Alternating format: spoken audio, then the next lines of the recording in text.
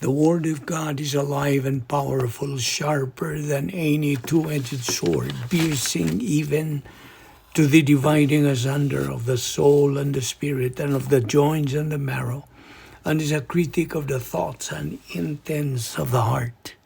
All Scripture is God-breathed and is profitable for doctrine, for reproof, for correction, for instruction in righteousness, that the man of God might be mature, thoroughly furnished unto all good works.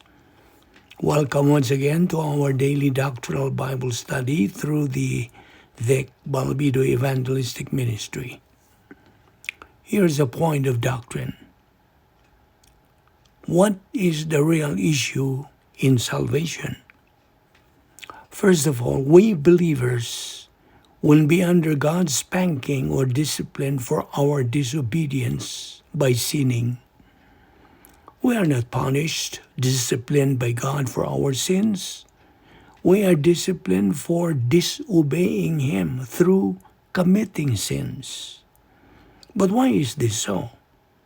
The answer is, because all sins, absolutely all personal sins, had already been judged at the cross. The Lord Jesus Christ, when He was hanging on the cross for our salvation, declared tetelestai, meaning it is finished. That is when the issue of sin was over. It ended there. Hence, sin is no longer the issue in salvation, but who?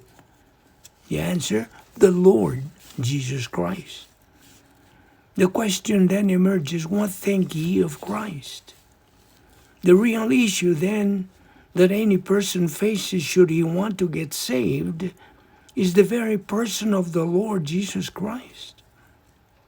Will that person believe in what Christ has done, the work of salvation at the cross, dying on our behalf to purchase us from the slave market of sin through our Lord Jesus Christ's spiritual death on the cross, to cleanse us by His precious blood, or he doesn't believe all these? Man has a God-given free will.